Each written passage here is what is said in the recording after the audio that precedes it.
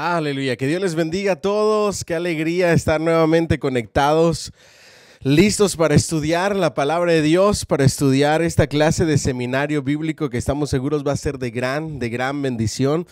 Un saludo a todos los que nos están sintonizando, de verdad, a todos los que están conectados, Dios me los bendiga. Espero que estén bien, espero que estén disfrutando este clima que ha estado, gracias a Dios, bien rico, bien delicioso. En algunas áreas no tan delicioso y no tan rico con esas granizadas que cayeron, ¿verdad? Y que a más de uno seguramente asustaron, pero estamos con bien, ¿verdad? Gracias a Dios, que eso es lo más importante. Y listos para seguir aprendiendo más de la palabra de Dios online. Estamos seguros que va a ser de gran bendición esta clase. Dios les bendiga a todos, de verdad, de corazón. Qué alegría que estén aquí conectados. Hoy vamos a tener una clase muy importante. Vamos a estar estudiando acerca de la historia de la iglesia. Y déjenme decirle que cuando nosotros estudiamos este tema, finalmente logramos entender dónde nacen tantas cosas que hoy en día vemos y que no entendemos por qué es que existen, ¿verdad? Así es que bendiciones a todos los que están mandando saludos. Estoy viendo sus saludos. Dios me los bendiga. Qué alegría saber que están conectados aquí. Cada comentario que ponen aquí me aparece en la computadora y de verdad que me da mucha alegría, ¿verdad? Dios me los bendiga a todos. Me da mucha alegría que estén conectados, que tengan ese deseo de querer aprender más de la palabra de Dios, que unidos estemos a través del internet para seguir aprendiendo más de la palabra de Dios. Recuerden que el seminario bíblico sigue. Vamos a estar ya reunidos de manera personal a partir del mes de julio con la ayuda de Dios y yo estoy seguro que no importa la cantidad de personas que vengamos, va a ser de gran bendición. Aparte de todo, vamos a tenerlo online también para aquellas personas que todavía no se animen a venir, no se pierdan todo lo que es la clase, el contenido. Y recuerden que ya casi estamos a punto de terminar esta clase, esta materia, ¿verdad? Ustedes tienen por ahí su calendario, revísenlo, ya nos faltan unas cuantas clases nada más para terminar esta materia y luego, si no me equivoco, seguimos con neumatología, ¿verdad? Y esa clase yo creo que sí debe de ser imperdible. Vamos a hablar todo acerca del Espíritu Santo. Estoy tratando de buscar por aquí mi calendario, si alguien lo tiene y pone un comentario cuándo es que aquí está, ya lo encontré. Veamos Evangelio Sinóptico de Historia del Cristianismo. Vamos a arrancar ya sea el 9 de julio, que teníamos planeada una noche de adoración, y luego el 7 de julio, el 16, de julio, empezamos a neumatología. Vayan consiguiendo ya el libro, ya casi se termina esta clase, ¿verdad? Y para algunos la historia no les llama mucho la atención. A mí en lo personal es una de las materias que más me gusta. Pero aquellas personas más dedicadas y que les gusta más lo que es el estudio de la Biblia en sí, vamos a estudiar de manera específica todo lo relacionado a la persona más preciosa, la persona más hermosa que puede existir, que es el bendito y glorioso Espíritu Santo. Cómo se manifestó desde el Génesis hasta el Apocalipsis. Vamos a estudiar todo lo relacionado al Espíritu Santo a través de toda la Biblia, ¿ok? El libro que ustedes tienen ahí se llama El Espíritu Santo revelado en la Biblia y lo escribió Stanley Horton. Y ese libro, déjenme se los muestro, si me dan un poquito de tiempo, de espacio. Para decirles cuál es, para que ya vayan viendo la portada y que sepan más o menos qué libro es. Es este libro, déjenme se los muestro por ahí para que ustedes lo vean, así que se vea bien. El Espíritu Santo revelado en la Biblia. ¿Ok? Entonces váyanlo consiguiendo ya, no vaya a ser que se tarde. vamos a ver desde el Génesis hasta el Apocalipsis, en la vida cotidiana, en el pueblo de Israel, la nación de Israel, en los profetas, el ministerio de nuestro Señor Jesucristo, el Espíritu Santo en el libro de los Hechos, el Espíritu Santo en el ministerio de la iglesia, el Espíritu Santo en las demostraciones sobrenaturales y el Espíritu Santo en el ministerio de los creyentes. Así es que va a ser un tema espectacular cuando estudiemos acerca del Espíritu Santo. Cuando nosotros estudiemos esta materia, ya no va a haber, ¿cómo se los digo? Cuadros o todas esas cosas que hace la gente sin conocimiento y que son fingidas y que se le atribuyen al Espíritu Santo. En toda la Biblia nosotros vamos a ver la manifestación del Espíritu Santo, ¿ok? Así es que adelante, ánimo, y vamos ya a lo que es la materia de estudio, pero no antes sin orar, sin pedirle a Dios por aquellas personas que están enfermas, por aquellos que estamos bien hasta ahorita, pero para que Dios nos cuide, nos guarde. Dios ha sido bueno, de verdad que sí. Hemos visto cómo la mano de Dios ha estado con sus hijos.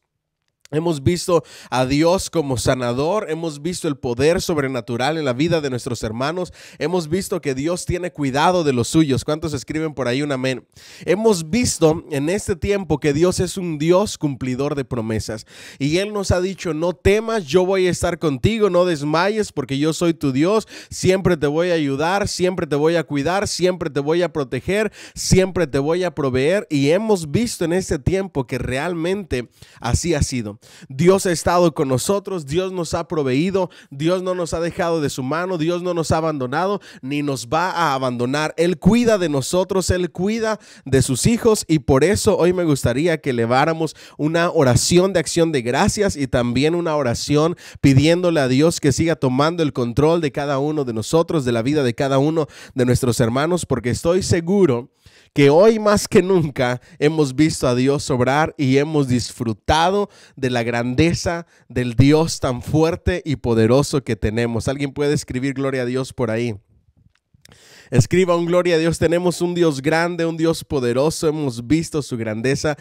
Yo estoy feliz, ¿verdad que sí? Yo no sé ustedes, pero cada día, el tan solo ver la luz de un nuevo día, el poderme levantar, el poder ver a mi familia, el poder hacer la obra del Señor, el poder servirle a Él, el poder llevar a cabo la misión que tenemos como cristianos, como hijos de Él, es algo de verdad que no tiene precio. Y por eso estoy alegre. Usted tiene que estar alegre.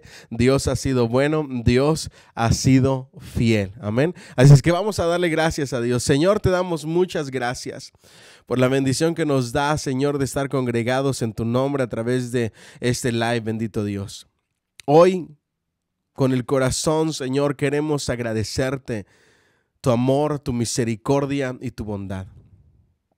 No existen palabras, Señor, con las que podamos expresar la gratitud que hay en nuestros corazones. No existen palabras, Señor, para expresar el inmenso agradecimiento que hay en nuestras vidas porque tú cuidas de tus hijos, porque tú nos guardas, porque tú nos proteges, Señor, porque tú eres nuestro sanador, bendito Dios, porque tú eres, Señor, quien tiene el control de todas las cosas. Gracias por tu provisión diaria, gracias por tu cuidado, gracias por tu sanidad. Hoy clamamos, Señor, por cada cuerpo enfermo, Señor, para que pueda ser sanado por el poder de tu Espíritu Santo, Señor. Y por aquellos, Señor, que quizá no nos hemos enfermado, o que quizá, Señor, ni cuenta nos dimos y ya hemos pasado por alguna situación, Señor, cuestión relacionada a este virus, te damos gracias por tu cuidado, Señor.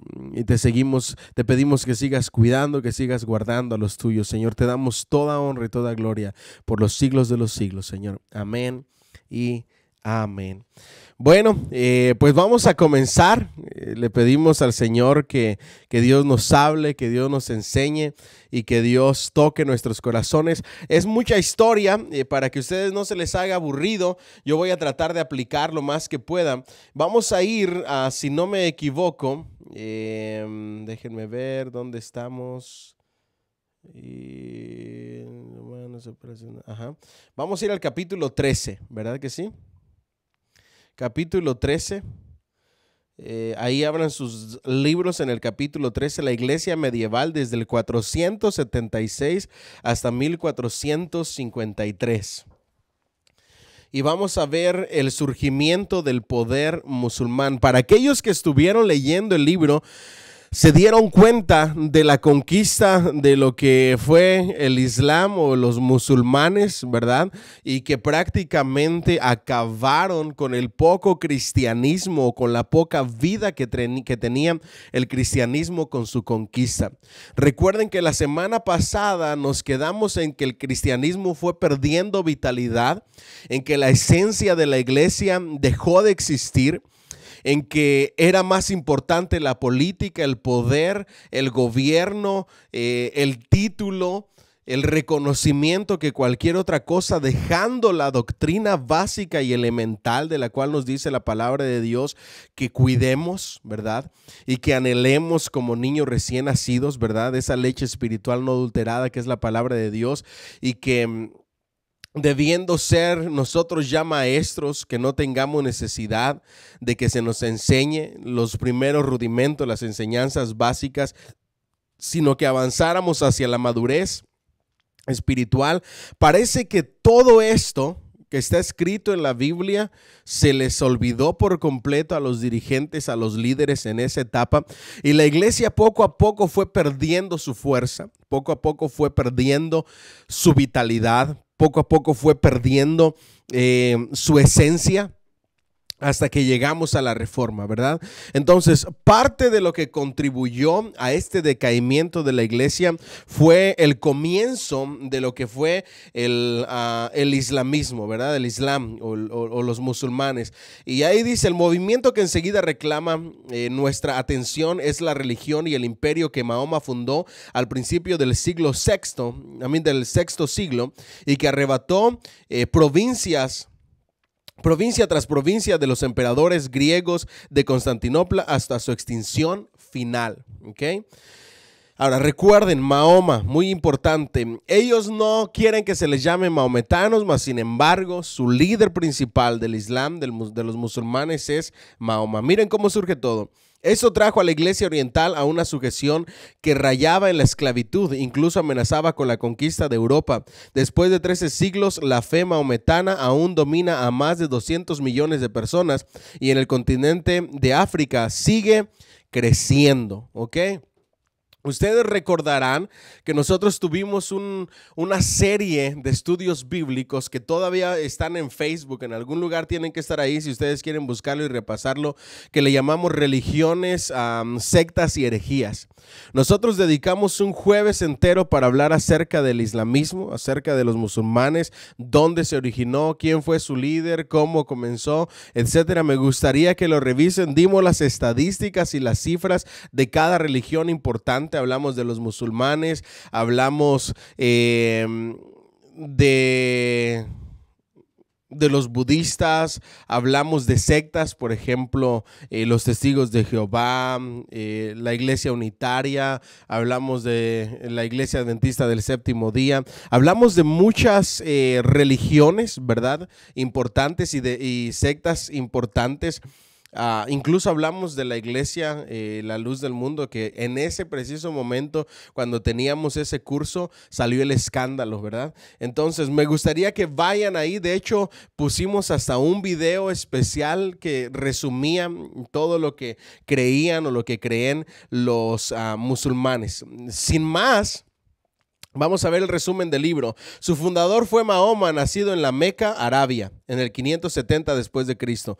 A los 40 años de edad, en el 1610, empezó su carrera como profeta y reformador. Al principio ganó discípulos lentamente, pero su causa creció lo suficiente para encontrar persecución. Huyó de la Meca en el 622 después de Cristo. Su fuga, la Egira, proporciona la fecha por la que se rige el calendario maometano. Tuvo éxito en poner bajo su religión y autoridad a las tribus árabes esparcidas y regresó a la Meca como conquistador. ¿Okay? Entonces, primero comienza como reformador y como profeta. ¿Okay? Mahoma, a sus 40 años, imagínense cuándo comenzó. comienza a hablar acerca de supuestas revelaciones de parte de Dios, adquiere un grupo pequeño de seguidores, de discípulos, y a causa de la controversia que trajo, lo echan fuera de la Meca, ¿ok? Pero resulta de que el lugar a donde llega están los árabes no conquistados, ¿ok? Y esos árabes no conquistados se ven ¿cómo les pudiera decir? Se ven anonadados, se ven sorprendidos, se ven atraídos por la predicación de Mahoma y se unen a su causa. ¿Okay? Al principio Mahoma comenzó con su predicación como profeta, supuestamente, con sus revelaciones, con lo que Dios le decía. Pero dentro de él había ese deseo de venganza, ese deseo de conquista, aunque su religión no lo quiera aceptar. Y el regresar no como una persona derrotada, sino como un conquistador. Por causa de eso que había en su corazón, él toma a estos árabes no conquistados y los convierte en guerreros, en conquistadores. Y ahora no viene a predicar o a hablar de sus revelaciones, sino que ahora viene a conquistar y a convertir a través de la fuerza. ¿Okay? Y ahí es donde radica el problema de esa religión, que hoy en día, aunque está dividida en diferentes interpretaciones de su doctrina, muchos de ellos siguen pensando que el cambio de religión o la conquista o la conversión de las personas que no son musulmanes, especialmente los cristianos, debe de ser a través de la fuerza. ¿Ok? ¿Me siguen hasta aquí? ¿Sí? ¿Vamos bien? Presten mucha atención, ¿ok? Vamos adelante. Tuvo éxito en poner bajo su religión y autoridad a las tribus árabes esparcidas y regresó a la Meca como conquistador al morir en 632 después de Cristo. Era el profeta y gobernante aceptado por toda Arabia, ¿ok? A su religión se le denomina islamismo. Islamismo significa sumisión. Esto es obediencia a la voluntad de Dios. A sus seguidores se les llaman musulmanes, pues nunca usan el nombre de maometano. Los artículos de fe, como los exponen son: hay un solo Dios al que llaman Alá, siendo la palabra de origen común con la similar hebrea Elohim. De ahí viene Alá, ¿ok? Del similar hebreo Elohim, ¿ok? Todos los hechos buenos o malos Dios los ha preestablecido, por lo tanto, en cada acto se lleva a cabo la voluntad de Dios. Esas son las creencias de los musulmanes. Hay multitudes de ángeles invisibles, buenos y malos, que se relacionan constantemente con los hombres. Dios entregó su revelación en el Corán, una serie de mensajes comunicados a Mahoma por medio del ángel Gabriel, aunque no se compilaron sino hasta después de la muerte del profeta. Entonces vamos ahí a empezar a poner todo en orden. Viene, hace sus artículos de fe, se forma sus artículos de fe de esta religión. Cuando él muere, tiene sucesores que continuaron con lo que era la actividad de Mahoma y con los planes de Mahoma hasta conquistar. Y dentro de esos artículos de fe hacen mucha referencia al Dios del Antiguo Testamento, y por eso es que hay demasiada confusión, ¿ok? Ahora, ellos no basan su doctrina en los manuscritos del Antiguo Testamento como los judíos, porque hay gente que confunde la Torá con el Corán y son cosas muy distintas. El Torá judío es el Pentateuco, los primeros 5 libros de la Biblia: Génesis, Éxodo, Levítico, Deuteronomio, ¿ok? Entonces, en el caso del Corán son las supuestas revelaciones que el ángel Gabriel le dio a Mahoma, que no se pusieron en libros o que no se pusieron en un registro ya por escrito, sino hasta después de su muerte. Ese es el Corán. Esa es la base de las creencias de los musulmanes, supuestas revelaciones dadas por Dios a través del ángel Gabriel a Mahoma. Recordemos que cualquier persona que no reconozca a Jesús como Señor, como Salvador, cualquier persona que no le dé su lugar, no tiene parte en el reino de Dios. En el caso de los musulmanes, ven a los profetas del Antiguo Testamento de la Biblia como simples profetas, a Jesús como un profeta más inferior a Mahoma, a los apóstoles como simplemente cristianos inferiores, ¿verdad?, a Mahoma.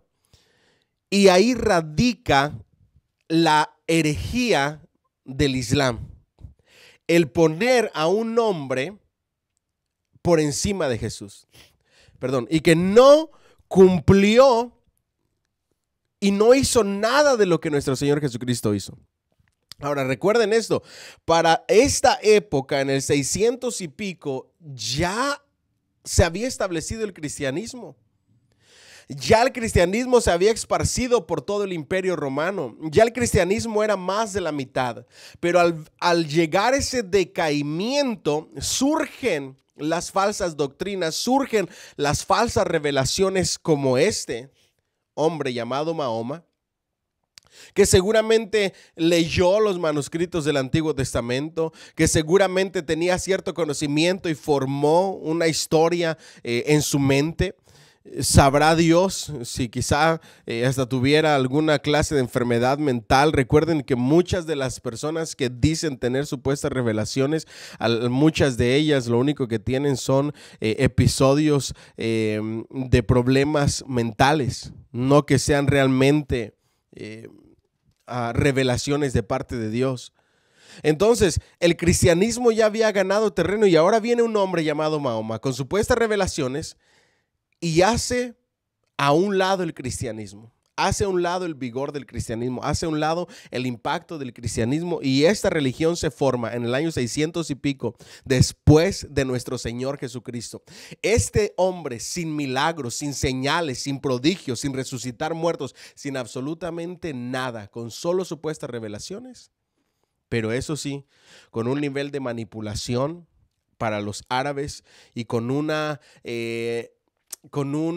deseo de poder y de conquista como nadie más. Gana seguidores y va conquistando poco a poco el imperio romano hasta dejarlo en nada, ¿ok?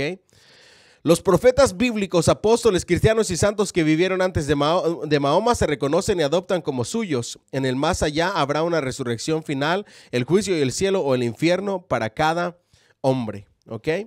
Al principio Mahoma dependía de las influencias morales al predicar su evangelio, pero pronto cambió su método y se hizo guerrero. Como las cuestiones morales y su predicación y sus revelaciones no fueron suficientes para adquirir gran cantidad de seguidores, se convirtió en un guerrero y formó un ejército. Y ahora unió su deseo de poder gubernamental y político con la religión.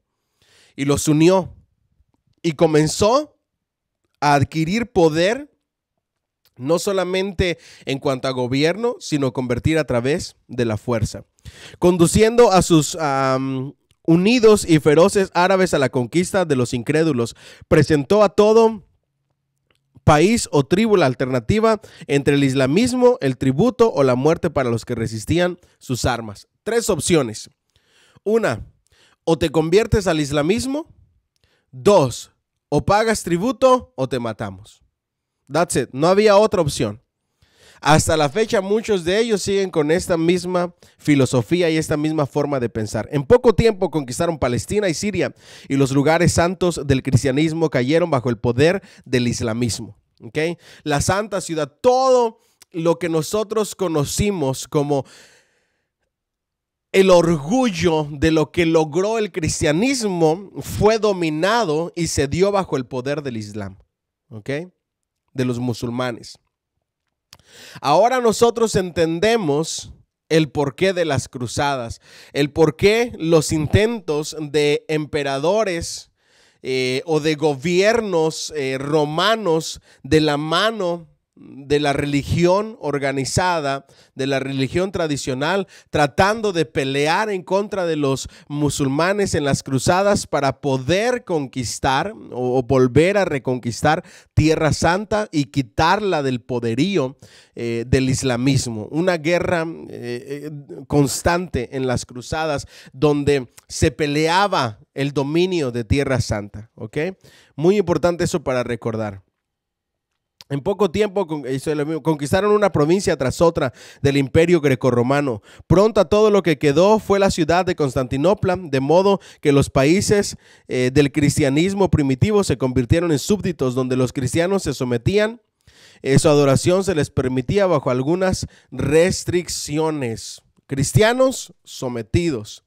Adoración con restricciones. ¿Recuerdan qué fue lo que sucedió en la clase anterior? Por fin el descanso. Ahora nuevamente bajo el dominio. Ahora vamos a ver el por qué. Hacia el oriente, el imperio de los califas se extendió más allá de Persia hasta la India. Su capital estaba en Bagdad, en los márgenes del Tigris. Hacia el occidente, sus conquistas incluían Egipto, todo el norte de África y la mayor parte de España. Casi todo este vasto imperio se conquistó durante los 100 años después de la muerte de Mahoma. ¿Quiénes le siguieron? Los líderes después de Mahoma se les llamaba los caifás, que era el siguiente líder. Cuando ese líder ya no estaba en el liderazgo, se elegía un nuevo caifás, un nuevo líder, un nuevo gobernante dentro del islamismo. Sin embargo, en Europa Occidental, Carlos Martel contuvo su progreso al sur de Francia. Este unió a las tribus discordantes bajo la dirección de los francos y obtuvo una gran victoria decisiva en Tours en el 732 después de Cristo. Escuchen esto. La batalla de Tours en el 732 después de Cristo fue lo que Dios utilizó para preservar el cristianismo. A este hombre que estamos estudiando, Carlos Martel, fue la persona que Dios usó para que el cristianismo no quedara en el remoto olvido. Ahí es donde yo les digo todo el tiempo, mis queridos hermanos, que nosotros somos cristianos por el sacrificio y la muerte de otras personas que lo entregaron todo para que este mensaje siguiera adelante. Si no hubiera sido por lo que Dios le dio la oportunidad a este hombre, en esta batalla de Tours en el 732, el cristianismo seguramente se hubiera extinguido, según los historiadores. ¿Por qué? A no haber sido por la batalla de Tours, es probable que toda Europa se hubiera convertido en un continente maometano y la media luna hubiera ocupado el lugar de la cruz. La cruz y el cristianismo hubieran quedado en el olvido y la media luna musulmana se hubiera alzado en todo el imperio grecorromano sin dejar rastro del cristianismo. En vano hubiera sido el sacrificio de nuestro Señor Jesucristo. En vano hubiera sido la predicación del evangelio. En vano hubieran sido las muertes de los santos. Pero Dios, y aquí viene la primera aplicación que quiero hacer, Dios siempre tiene el control. Yo no sé cuántos pueden escribir amén. Dios siempre tiene el control. Dios siempre tiene un plan perfecto. Aunque nosotros veamos oscuro a nuestro alrededor, aunque nosotros veamos un panorama incierto, aunque nosotros no veamos la luz, Dios siempre tiene una salida preparada para sus hijos.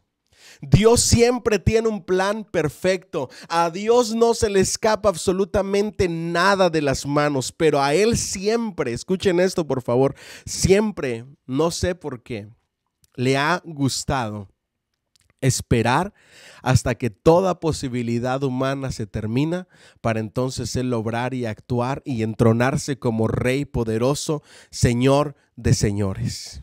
Lo hizo en el caso de Lázaro. En estos momentos nosotros vemos atrás a la historia y decimos, verdaderamente Dios es bueno. Aunque nos pone a temblar en determinado momento cuando nos deja pasar por el fuego, cuando permite que vengan tormentas a nuestra vida, cuando sentimos que nuestra barca se está hundiendo, cuando cuando andamos en una oscuridad tan grande que no vemos ninguna salida, Dios tiene un plan perfecto. Y Dios nunca ha perdido una batalla, ni nunca perderá una batalla. Él dijo, este evangelio será predicado hasta los confines de la tierra. Así lo dice en su palabra. y Él dirigió todas las piezas, las puso en su lugar para que esa palabra se cumpliera. Segunda aplicación, cualquier palabra que Dios te ha dado, cualquier promesa que Dios te ha dado, Dios se va a encargar, no tú. Dios se va a encargar, escucha esto, de poner cada pieza en su lugar para que su bendita palabra se cumpla. Yo no sé cuántos pueden escribir un amén ahí. Dios va a poner cada pieza en su lugar para que su bendita palabra y promesas se cumplan. ¿Ok? 2 aplicaciones ya le di para que no estemos solamente en la historia. ¿Ok? Porque aún en la historia podemos ver la intervención gloriosa de nuestro Dios. Seguimos adelante. He aquí una pregunta interesante. ¿Por qué triunfaron la religión y las armas mahometanas sobre el mundo oriental? Una excelente pregunta. ¿Por qué conquistó tanto los musulmanes, los mahometanos? Aquí vienen algunas razones, ¿ok? Los creyentes primitivos en Mahoma eran los fieros guerreros árabes, ¿ok? Jamás conquistados por ningún enemigo extranjero y que seguían a su profeta con sincera e intensa fe que todo lo conquistaba. Ahí es la primera razón, ¿ok? Una fe ciega. Ahí es donde me voy a mi tercera aplicación. Cuando nosotros vemos las religiones, las sectas, las herejías, una de las características de ellos es una fe ciega que avanza y no se detiene por nada. Y es una de las cosas que los cristianos deberíamos de tener e imitar. Ellos estaban dispuestos a entregar su vida misma por lo que creían, por lo que se les había enseñado, por lo que se les había predicado su profeta Mahoma. Ahora mi pregunta es para meditar, ¿qué estamos dispuestos nosotros a hacer, a entregar y hasta dónde estamos dispuestos a avanzar por la fe que tenemos en Cristo? Ellos estaban dispuestos a entregar su vida a ciegas por amor a su fe, a lo que se les había enseñado. Ahora, ¿qué estamos nosotros dispuestos a hacer por nuestra fe? Por avanzar, por hacer la voluntad de Dios. ¿Qué estamos dispuestos a abandonar? ¿Qué estamos dispuestos a dejar? ¿Qué estamos dispuestos a hacer a un lado para seguir caminando? ¿Será que estamos dispuestos como ellos a entregar nuestra vida si es necesario por amor a la obra de Dios? Pensémoslo, porque hoy en día lo necesitamos, ¿ok? Todo aquel que caía en la batalla con los incrédulos estaba destinado a entrar de inmediato a un cielo o un deleite sensual, ¿ok? Segunda cosa, aparte de su fe profunda, aparte de que eran guerreros, se les prometía un cielo sensual. Okay. No un paraíso como el que promete nuestro Señor Jesucristo, sino un cielo sensual donde iban a ser esposos de no sé qué tantas vírgenes. Okay. Poniendo a la mujer, denigrándola y poniéndola al nivel de un objeto. Ellos, unida su fe con sus deseos carnales, era una bomba que iba hacia adelante. Okay. En este caso nosotros como cristianos, la Biblia nos manda a no caer en las tentaciones del enemigo y a no ceder ante el viejo hombre, el cual está viciado con sus placeres y sus deleites. Okay. Entonces esa es una gran diferencia con el cristianismo. Contrario a este espíritu invencible, viril y conquistador, estaba la naturaleza sumisa y débil de los griegos asiáticos. Desde siglos remotos estas tierras se sometieron mansamente a los conquistadores. Ya desde tiempo eran mansos y sometidos los griegos y también los cristianos.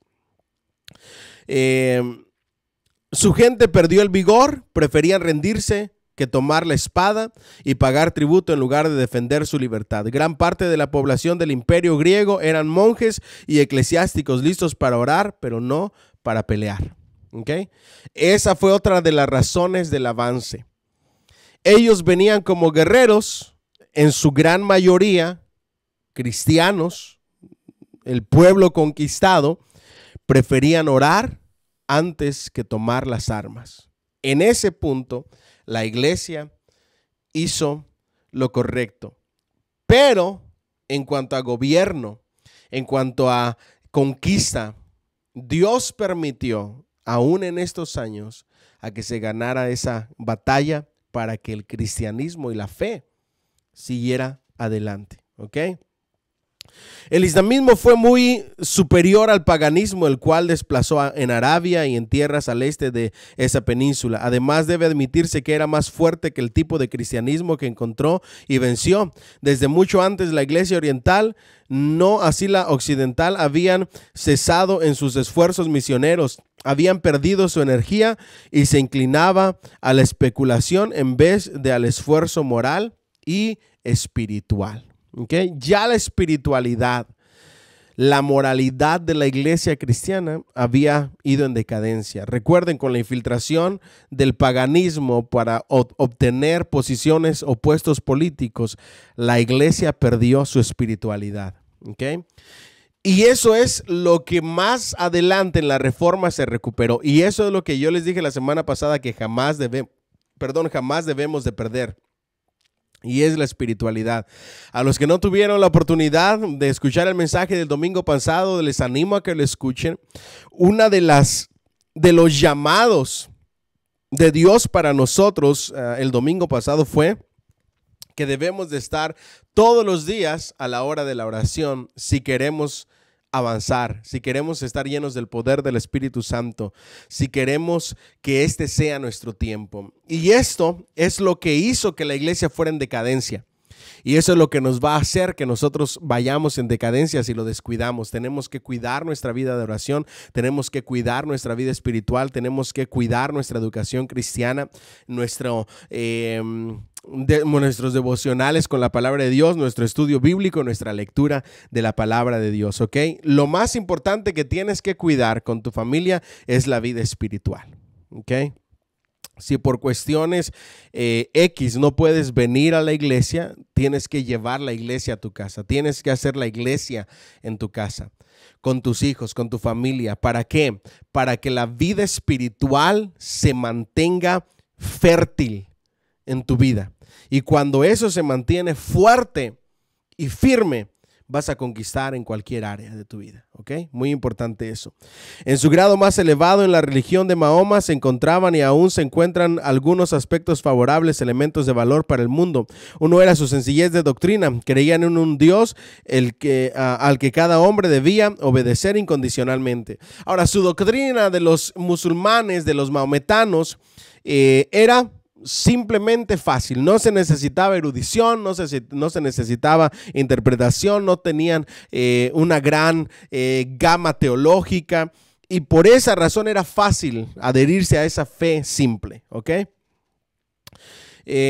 Otro rasgo del islamismo era su oposición a la adoración de las imágenes. Por todo el mundo cristiano, las estatuas de los dioses antiguos de Grecia simplemente habían dado lugar a las imágenes y cuadros de la Virgen María y la de los santos, ¿ok?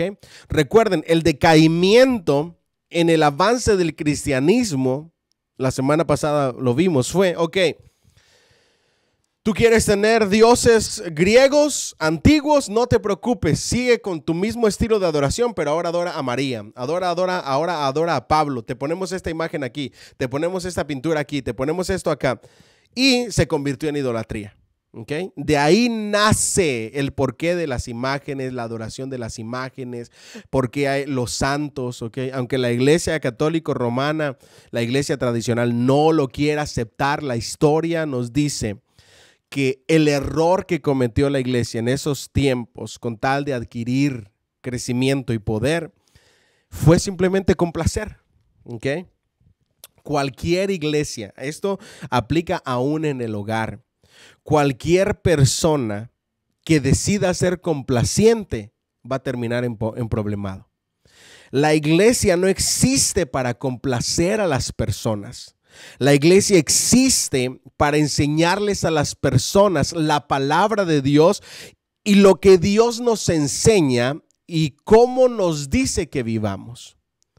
Y no es si tú quieres o no quieres, es el mensaje de Dios, es la palabra de Dios. No existimos para complacer a X o Y persona o sus creencias o sus necesidades. el complacer trae demasiados problemas, ¿verdad? Yo le dije, estaba conversando ayer con mi niña, con Laila, una conversación muy importante que tuve con ella. Y le dije, mira, ponte tú en mis zapatos. Ella me decía, es que quiero que me dejes ir aquí y que me dejes hacer esto. Y le digo, no, porque yo te tengo que cuidar, porque mi trabajo es protegerte, porque mi trabajo es supervisarte, porque mi trabajo como papá es que a ti no te pase nada. Si yo te dejo ir a X lugar, te dejo ir sola, yo no voy a poder cumplir mi trabajo. Puede suceder algo, puede que hasta pierdas la vida. Ahora ponte en mis zapatos, ¿vale la pena tomar el riesgo de que pierdas la vida por complacerte? Su respuesta fue no. Y ahí por fin le hice entender que en ocasiones tienes que aceptar un no. Nuestros hijos tienen que entender que en ocasiones tienen que aceptar un no y que no podemos complacerlos en cosas que les van a hacer daño. No importa que hagan berrinche, no importa que lloren, no importa que se revuelquen, no importa que se enojen, no importa que hagan lo que sean. Más adelante en la vida nos van a dar gracias. Nos van a decir gracias por no cumplirme mis antojos. Gracias por no complacerme a pesar de mis berrinches. ¿Por qué? Porque el complacer en muchas ocasiones es sinónimo de hacerles daño. Es sinónimo de empujarlos a aquellas cosas que no van a ser de bendición para ellos. Lo mismo nos enseña la palabra de Dios. La palabra de Dios nos muestra el mensaje de nuestro Padre Celestial a nosotros, de cómo Él quiere que vivamos. Y así es, y punto. No se trata de complacer el estilo de vida que las personas quieran vivir, sino de vivir a la manera de Dios. ¿Ok? Eso es muy importante. Vamos adelante entonces. No hace falta erudición. Otro rasgo de adoraciones, imágenes, complaciendo al paganismo. Por todo el mundo cristiano, las estatuas de los dioses antiguos de Grecia simplemente habían dado el lugar a las imágenes y cuadros de la Virgen María y de los santos adorados en todos los templos. Los musulmanes lo lanzaron fuera y destruyeron, por lo menos eso hicieron bien, y denunciaron como idolatría toda la adoración de imágenes, ya fuesen esculpidas o pintadas. Los maometanos también rechazaban la mediación sacerdotal y de los santos. La iglesia hacía que la salvación dependiese no de la fe sencilla en Cristo y la obediencia a Él como Señor, sino de ritos sacerdotales e intercesión de los santos que habían partido. Los maometanos quitaron todo eso y en su doctrina procuraban llevar a toda alma directamente a Dios, aunque de manera equivocada. Otra cosa que cometió el error la iglesia tradicional, la iglesia de estos años, fue decir, ok, hoy nosotros enseñamos una fe simple, aceptar a Jesús como Señor y Salvador y obedecer su palabra, punto, sencillo, que ese es el modelo bíblico, esa es la línea bíblica. Ellos ahora buscaban y les decían, es que su salvación llega con la intercesión de Pablo, de Pedrito, de esto, del sacerdote. Ahora el sacerdote tiene que perdonar tus pecados, ahora tienes que ir y confesarte. Eso nunca lo habías visto en la Biblia. Eso se ve hasta en estos años de decadencia espiritual de la iglesia, donde se forman enseñanzas y doctrinas no bíblicas, ¿ok? En todo el mundo musulmán se encuentra la regla de abstinencia de bebidas embriagantes. La primera sociedad de temperancia en la historia del mundo fue la de los nazareos de Israel, y sus sucesores es en mayor escala los de la religión de Mahoma. ¿Ok? Vámonos al punto anterior, que me faltó decirles algo. En cuestiones de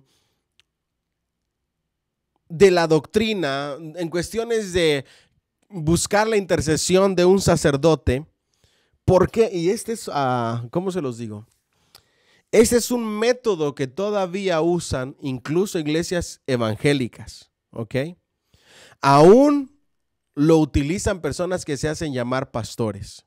Por ejemplo, la iglesia de Pare de Sufrir, que creo que ya hasta le cambiaron el nombre, ¿verdad?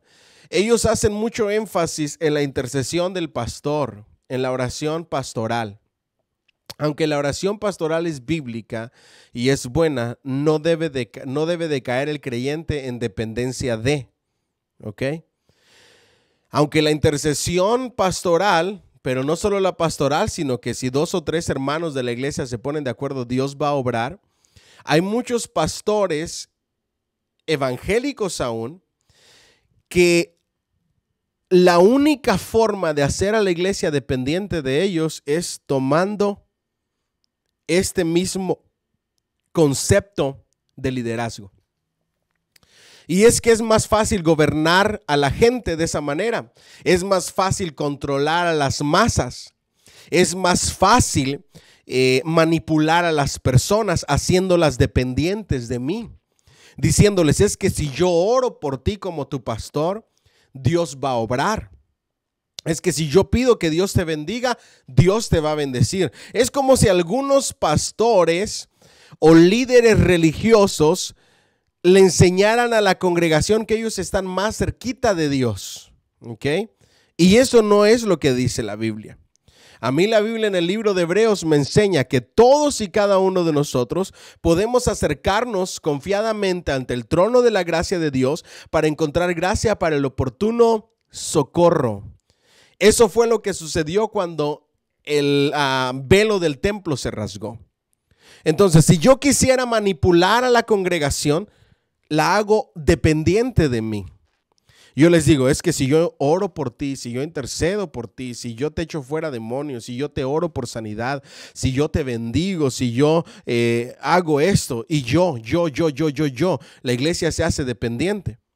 Y tú los escuchas. Yo he conversado con cristianos de algunas otras iglesias que dicen, es que la oración de nuestro pastor nos bendice tanto, es que la oración de nuestro pastor nos abre los cielos, es que la oración de nuestro pastor, y yo me quedo pensando y digo, ¿y entonces tú cuándo oras? Debemos de evitar los extremos. La escritura dice, si hay algún enfermo, pide oración, llame a los ancianos de la iglesia, a los pastores, que oren por él y lo unjan por aceite. Pero eso no quiere decir que tú no ores por tu propia cuenta. ¿Me siguen hasta aquí? Entonces, es importantísimo que nosotros entendamos que eso, tarde que temprano, va a llevar a la decadencia espiritual. No puede depender tu vida espiritual de otra persona. Debe depender de Dios, de tu lugar secreto, de tu aposento, de cerrada la puerta, de tu intimidad con Dios. De eso depende tu vida espiritual. ¿Ok? No es malo que yo ore por ti, pero no puedes depender de mi oración. Imagínate que alguien de tu familia entra en una crisis de alguna enfermedad a las 3 de la mañana, a las 4 de la mañana, a las 2 de la mañana. ¿Tú esperarías hasta llamar al pastor y pedirle que fuera a orar por la persona? ¿O orarías tú por esa persona, por tu familiar, por tu ser querido? Dios te ha dado la autoridad. Él dijo a los que creen en mi nombre, a los que creen en mi nombre, a los que creen en mí, dijo el Señor, van a echar fuera demonios, van a poner las manos sobre los enfermos y van a sanar.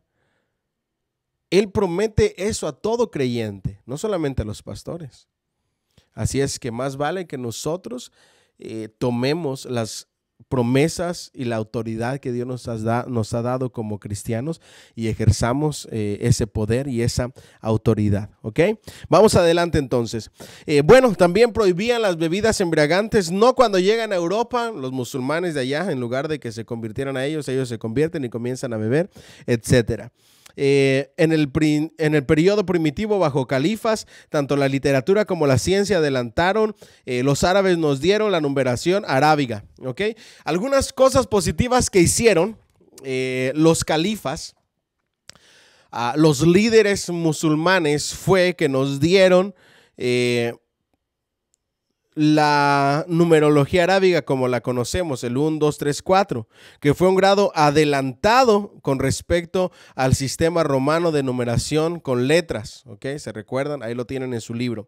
Entonces, en el área educacional sí avanzaron mucho. ¿Ok? En el campo de la astronomía dieron a conocer una de las primeras clasificaciones de las estrellas. Las cortes de los califas de Bagdad eran un centro literario. La España maometana estaba más adelantada en cultura y civilización que los reinos cristianos de este periodo en la península, pero Todo el progreso intelectual cesó cuando los turcos bárbaros sucedieron a los ilustres sarracenos como jefes en el movimiento islámico.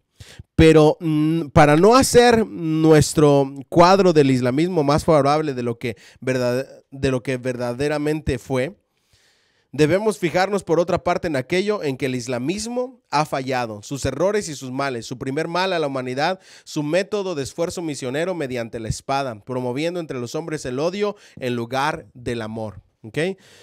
Conversión a través de la fuerza, misioneros convirtiendo a través de la espada, haciendo que los hombres se odien entre sí en lugar de promover el amor. Ese es el peor daño que le ha hecho la religión islámica a la humanidad. ¿Ok?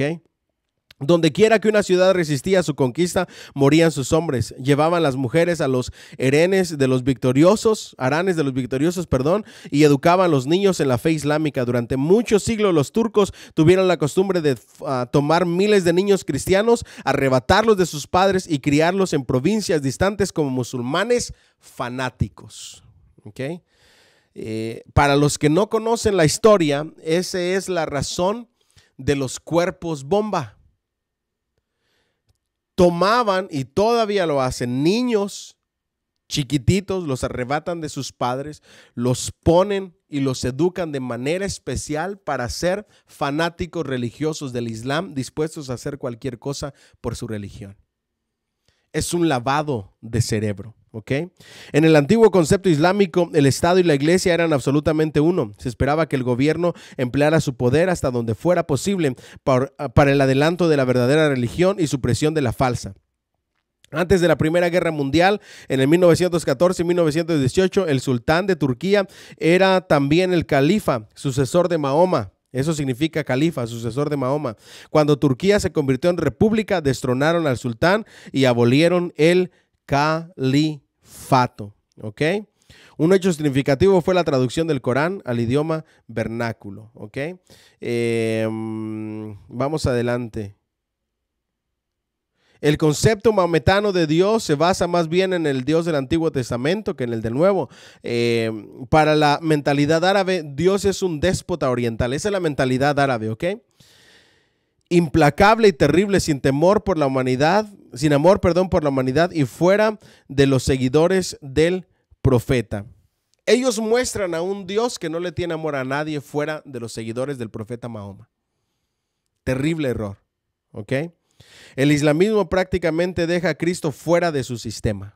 Cristo es un simple profeta para ellos, inferior a su profeta Mahoma. En el concepto maometano no es el Señor del reino celestial ni el Hijo de Dios, el Salvador del mundo. Lo reducen al rango de un profeta judío inferior a todo respecto a Mahoma. Su concepto del cielo, la morada de los bienaventurados en la vida venidera, está falto por completo de espiritualidad y es del todo sensual. Una de las características más indignas de la religión maometana era la degradación de la mujer. Las mujeres se consideraban como simples esclavas o juguetes de los hombres. La Turquía moderna ha remediado esta condición. En el 1930 se le dio el derecho al voto y a nominarse a las elecciones municipales. Para el Islam, la mujer llegó a ser un simple objeto, esclavas, objetos de los hombres, sin valor alguno. Terrible postura en cuanto a la mujer. En el terreno de la historia y la política, quizá el más marcado fracaso del Estado maometano ha sido el aspecto de la administración nacional. Nunca pudieron tener buenos gobernantes, ¿ok? Hasta ahí dejamos lo que es el Islam, ¿ok? Que se extendió. Y ahora vámonos al área de la iglesia, tercera parte. La iglesia medieval, capítulo 14. ¿Vamos bien hasta ahí? ¿Cuántos están despiertos todavía? Escriban algo ahí, pongan un thumbs up o algo. El Santo Imperio Romano, separación de la iglesia latina y la griega. ¿Okay? Aquí no me voy a detener mucho porque los que leyeron saben que solamente narra el intento de diferentes líderes o emperadores romanos por ganar poder otra vez y poder reconquistar. Se quedan solamente unos cuantos países al gobierno del emperador, pero la iglesia, a pesar, imagínense esto, a pesar de lo que está sucediendo, en mi país tenemos un dicho que dice: ves la tempestad y no te hincas. En lugar de volverse a Dios, en lugar de volver a los primeros rudimentos, en lugar de regresar a la esencia de la iglesia, todavía siguen luchando por más poder, aún en esos poquitos países donde todavía podían gobernar un emperador romano. La iglesia en este capítulo, el papado específicamente, lucha por el gobierno político. Y ahora ya no hay una lucha solamente contra el Islam, ahora hay una lucha interna entre emperadores, gobernadores políticos y papas, líderes religiosos, queriendo ser emperadores, queriendo hacer de la iglesia que regía el gobierno. Por muchos siglos al principio de la historia, vámonos a la página 179 en este libro, no sé en dónde ustedes lo puedan encontrar, hubo fuerte rivalidad y algunas veces guerra entre los emperadores y los papas. Escuchen esto. Los emperadores lucharon por gobernar la iglesia, los papas lucharon por dominar el imperio. Era una lucha constante. El emperador quería dominar la iglesia y gobernarla, y la iglesia quería gobernar el imperio. Imagínense ustedes. Hemos visto cómo el Papa Gregorio VII en una época exigió la sumisión del emperador y como Inocente III ponía y quitaba emperadores y reyes. Sin embargo, la lucha fue menos intensa y cesó después de la Reforma, cuando las líneas divisorias entre la iglesia y el Estado al fin se fijaron. ¿Ok? Hablamos ahí acerca un poco de Napoleón, ¿verdad que sí? En el 1806, cuando Napoleón estaba en la cumbre de su poder, en este año obligaron a Francisco II a renunciar al título de emperador del Santo Imperio Romano y en su lugar asumió el de emperador de Australia. Cosas que ahorita no tienen mucho que ver con lo que estamos estudiando. Desde ese tiempo, las iglesias latina y griega se mantuvieron separadas, no reconociendo ninguna la existencia eclesiástica de la otra. ¿Ok? Aquí viene una separación que marcó la historia. La iglesia latina y la iglesia griega, ¿okay? Completamente separadas. La mayoría de las cuestiones de discusión que formaron las causas consecuentes de la separación parecen casi triviales en nuestros días. Sin embargo, durante siglos fueron temas de violenta controversia y a veces cruel persecución. Doctrinalmente, la primera diferencia estaba en la doctrina conocida como la procedencia del Espíritu Santo. Los latinos repetían: el Espíritu Santo procede del Padre y del Hijo. Los griegos decían que procedía del Padre, dejando fuera la palabra filoqué. Sobre esta sola palabra se realizaron muchos debates, se escribieron innumerables libros y aún se derramó sangre en amarga lucha. Imagínense, peleas por cuestiones doctrinales, por cuestiones teológicas, pero peleas a muerte. En ningún momento en el Sermón del Monte la Escritura nos llama a pelearnos a muerte como cristianos por diferencias doctrinales. Es increíble el decaimiento de la iglesia. En las ceremonias, diferentes usos llegaron a ser costumbre en Oriente y en Occidente, y estas costumbres se formularon en leyes. En la iglesia occidental se prohibió el matrimonio de los sacerdotes. ¿Okay? ¿En dónde? En la iglesia occidental. ¿Ok? Miren hasta cuándo nace el llamado celibato. No nació en los primeros años de los apóstoles, de los discípulos, de los padres de la iglesia. Miren hasta dónde empiezan estas nuevas cuestiones y estas nuevas ideas fuera de la palabra de Dios, para que ustedes vean de dónde viene, ¿ok? Y estas costumbres se formularon leyes. En la iglesia occidental se prohibió el matrimonio de los sacerdotes, pero se sancionó en la oriental. ¿Ok? Se prohíbe, se sanciona. Actualmente en toda la iglesia griega, cada sacerdote del pueblo que lleva el título de papa equivale a padre entre los católicos romanos. Debe de ser casado, ¿ok? Muy importante eso. En las iglesias occidentales, por el contrario, miren la gran diferencia. La adoración de imágenes se ha puesto en práctica durante 1000 años, mientras que en las iglesias griegas uno no ve estatuas sino solo cuadros. Sin embargo, los cuadros están en relieve como imágenes en bajo relieve y se les estima con la reverencia más profunda. Miren las diferencias, La oriental, la occidental, la supuestamente misma iglesia cristiana. En una no hay imágenes, no hay estatuas, no hay imágenes de barro, pero sí hay pinturas, Y también se les tiene la misma reverencia a las pinturas como si fueran imágenes, Sin embargo, bueno, eso ya lo vimos. En el servicio de la misa, las iglesias romanas usan el pan sin levadura, la hostia, mientras que en la comunión griega se distribuye pan común. Como protesta contra la observancia judía del séptimo día, surgió la práctica de ayuno en sábado en Occidente, pero nunca se observó en el Oriente. Esas son las diferencias en las dos iglesias, la iglesia dividida. Más tarde, el día del ayuno católico romano se cambió al viernes, el día de crucifixión de nuestro Señor. Más profunda que estas diferencias de ceremonias para causar la separación de la iglesia latina y griega fue la causa política de la independencia de Europa del trono de Constantinopla en el establecimiento del Santo Imperio Romano en el 800 después de Cristo. Aún después de la caída del antiguo imperio de Roma, la idea imperial todavía tenía fuerza. Los nuevos reinos bárbaros, godos, francos y otras razas de una manera vaga se consideraban teóricamente como bajo el emperador de Constantinopla. Sigue la lucha de poder, Sin embargo, el factor más poderoso que condujo a la separación fueron las continuas reclamaciones de Roma de ser la iglesia dominante y su papa de ser el obispo universal.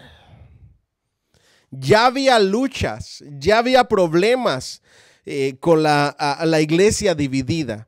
Ahora la iglesia romana pide que su líder sea el máximo líder, el obispo universal. En Roma la iglesia dominó poco a poco el Estado. En Constantinopla la iglesia estaba sumisa al Estado.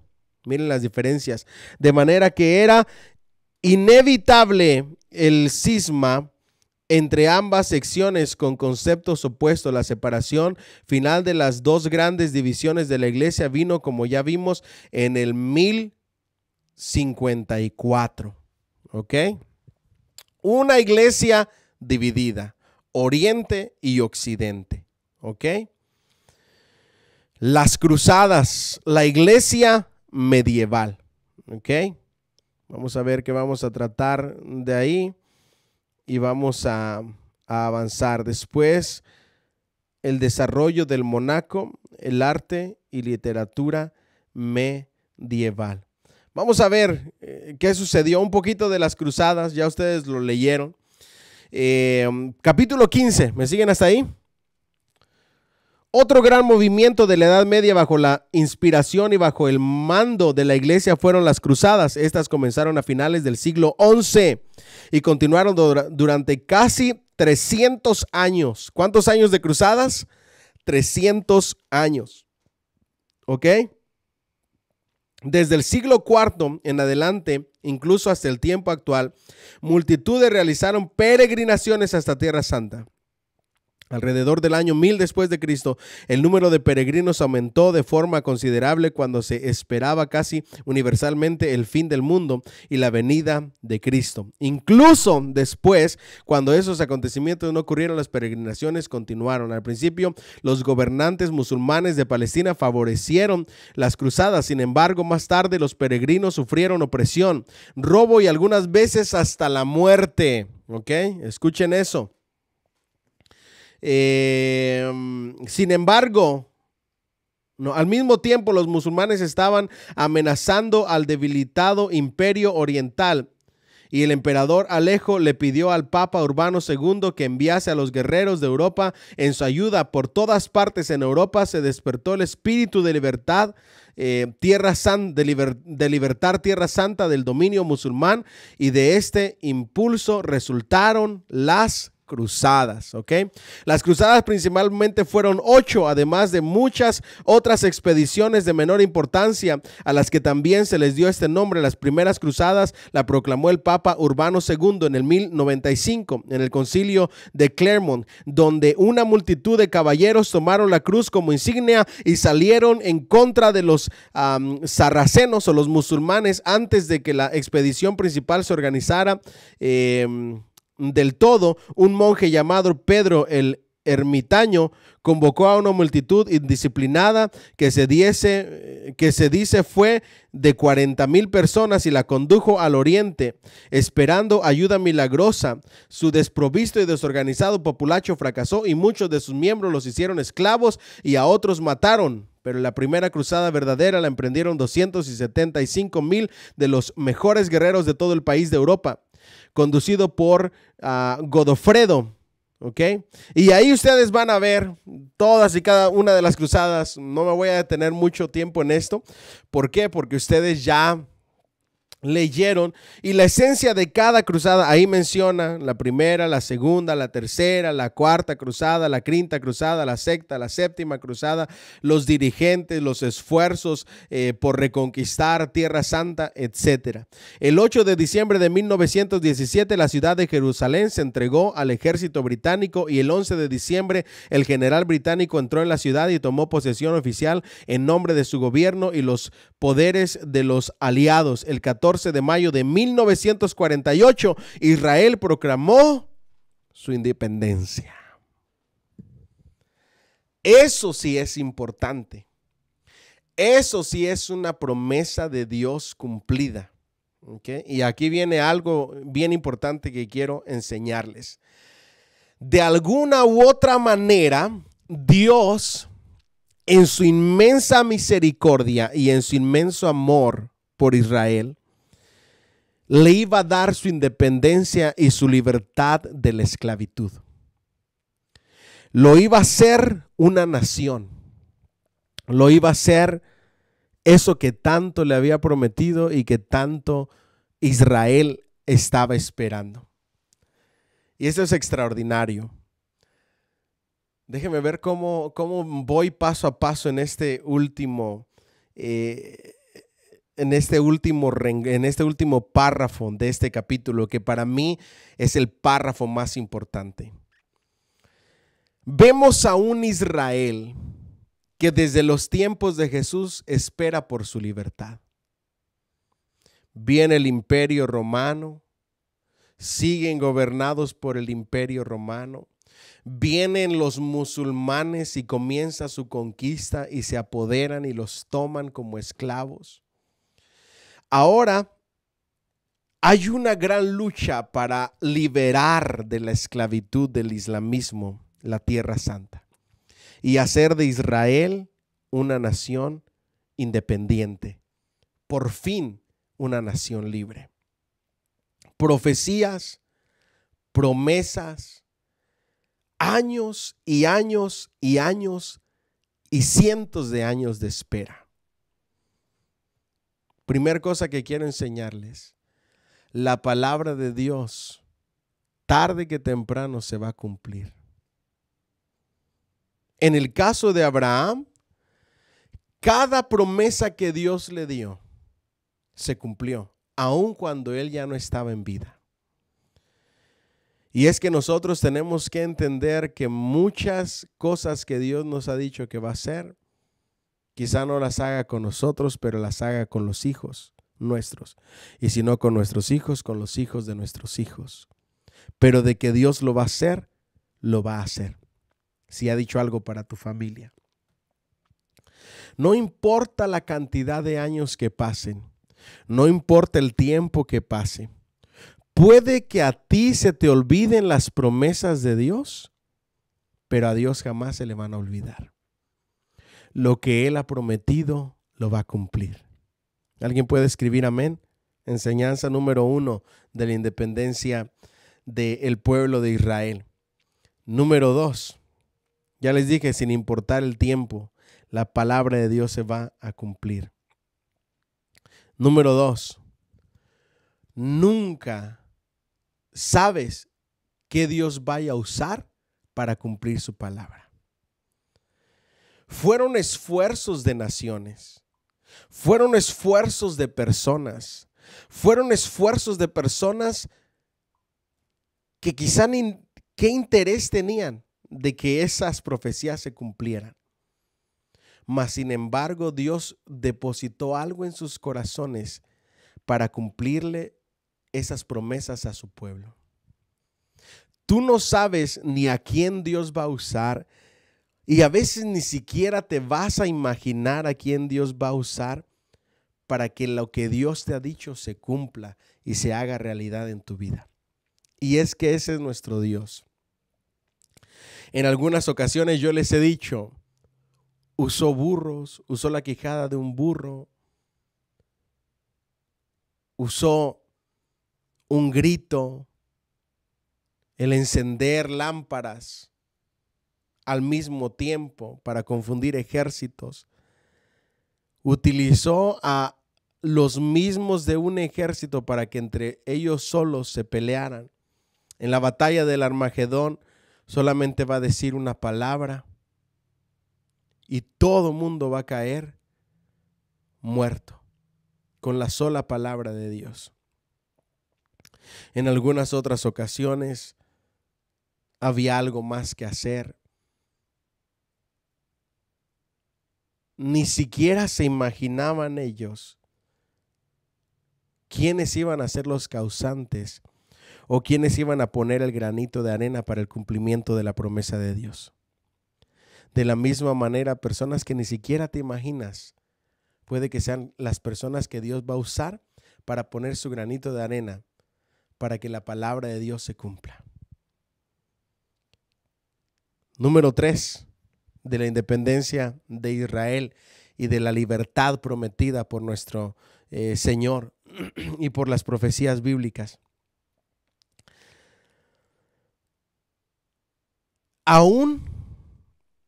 Aunque a ti se te haya olvidado la palabra de Dios o sus promesas, Él no tiene problemas de memoria. Eso está extraordinario.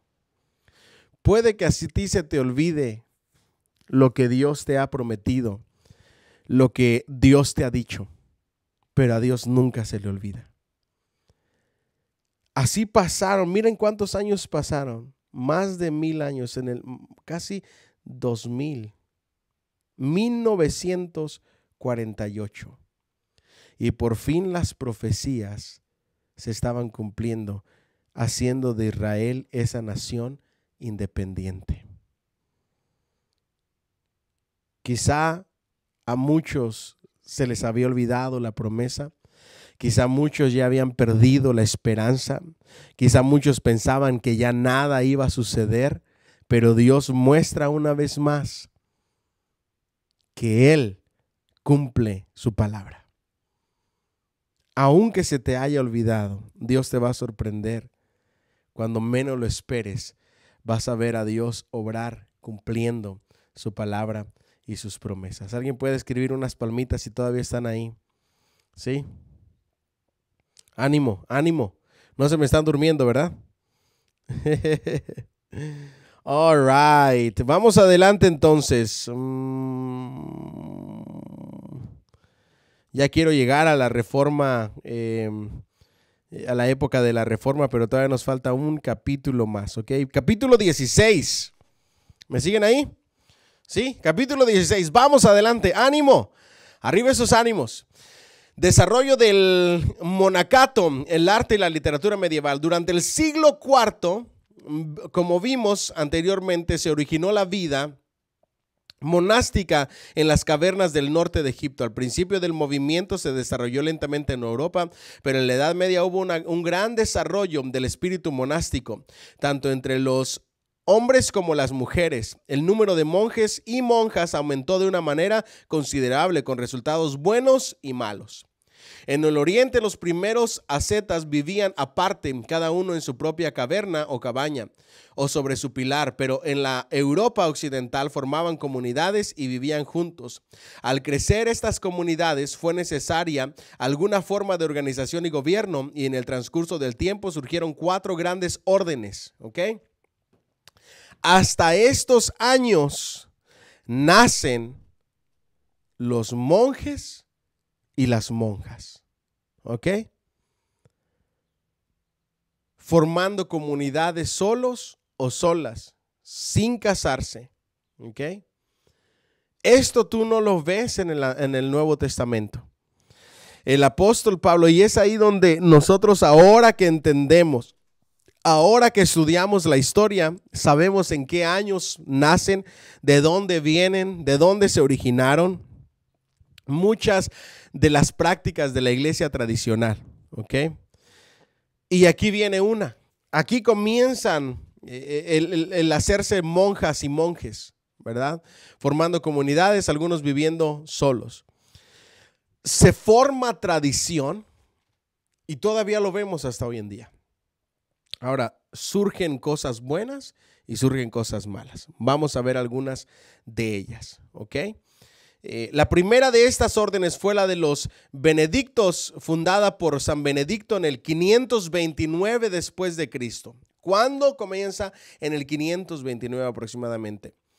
En Monte Cassino, a mitad de camino entre Roma y Nápoles. Esta orden llegó a ser la mayor de las comunidades monásticas de Europa y en su primer periodo promovió la cristianización y civilización del norte. Sus reglas requerían obediencia al superior del monasterio, la posesión de bienes y castidad personal. Esta orden era muy industriosa.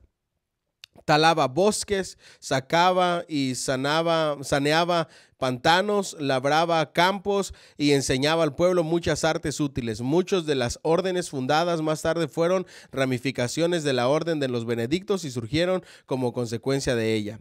La orden de Cister surgió en el 1098. Procuraba fortalecer la disciplina benedicta que se estaba corrompiendo. Su nombre viene de Citeaux, en Francia, donde San Roberto la fundó.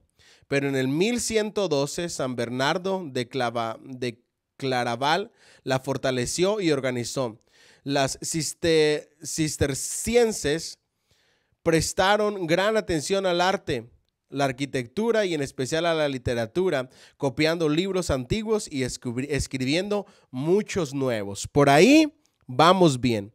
La orden de los franciscanos la fundó San Francisco de Asís en el 1209. ¿Ven a lo que voy? 1209. ¿Ok?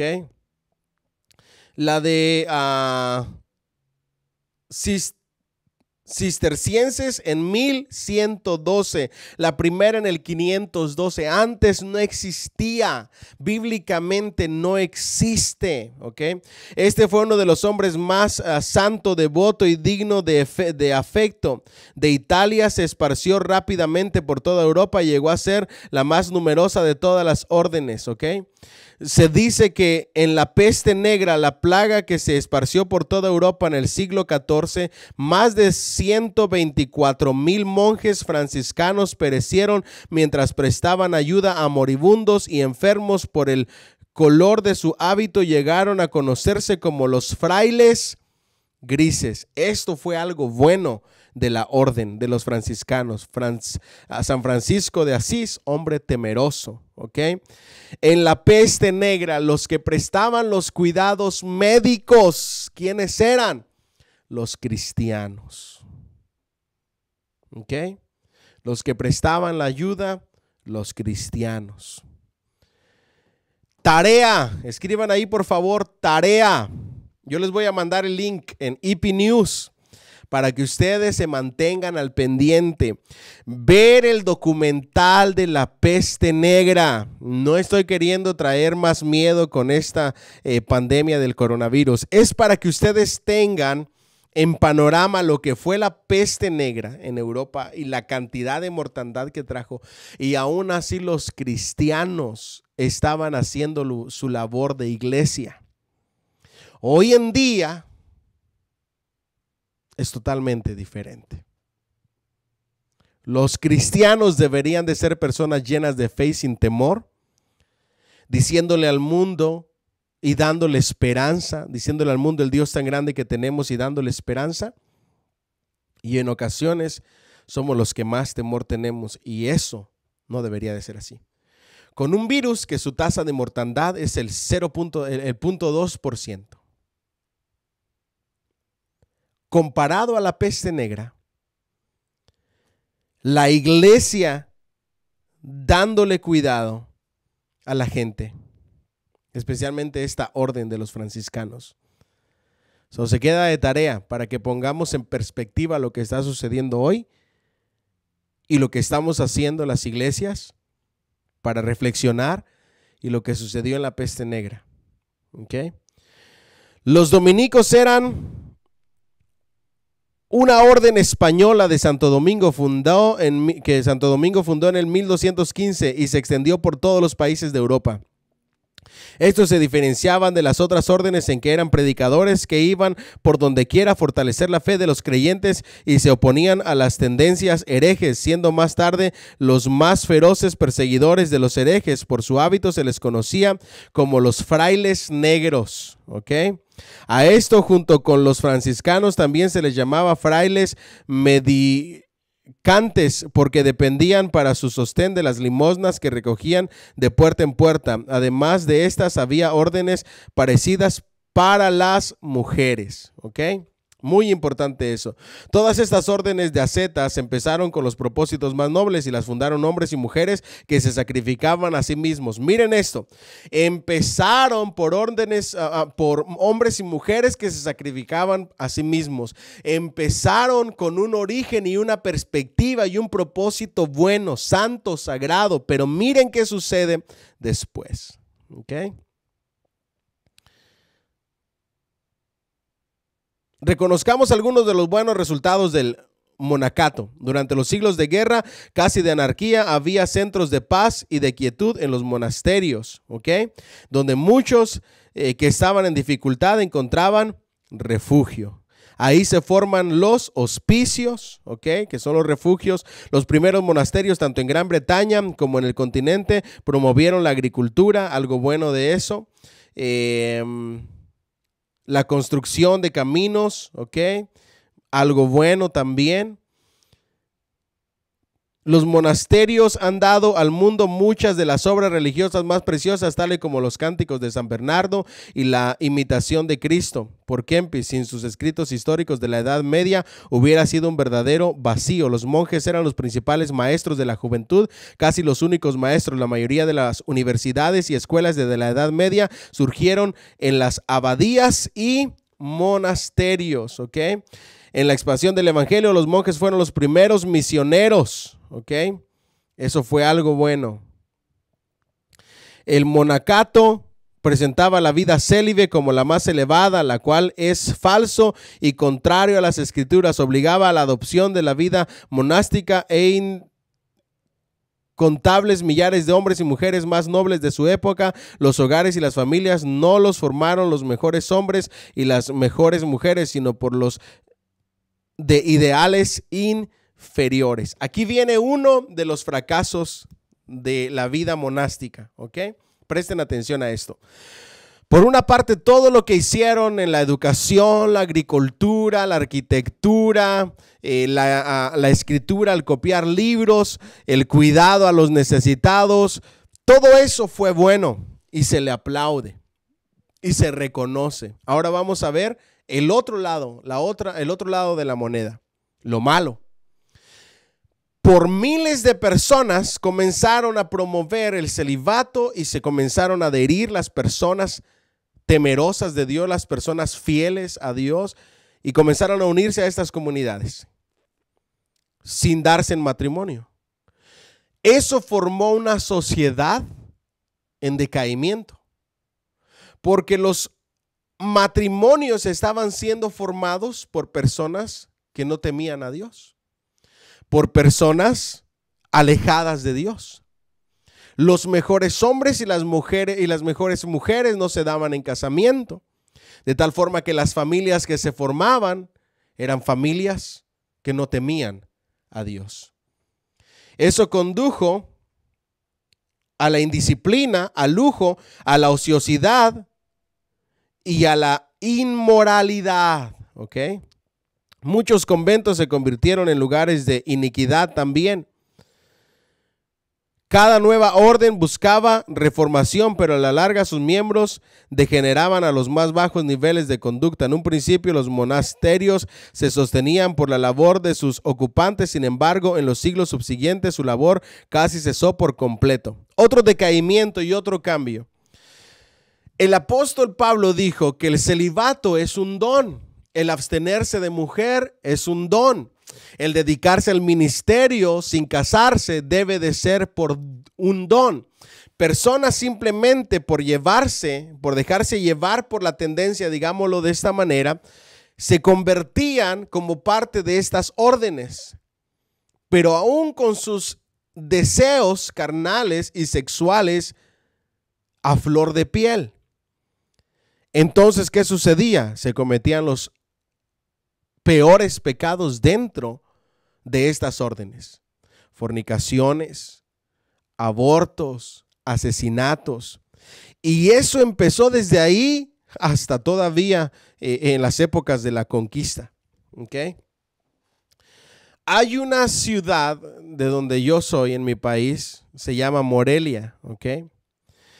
E hizo noticia que en un lugar donde había una parroquia, se iba a hacer una nueva construcción y se hicieron excavaciones. Y noticias como estas hay por todas partes del mundo.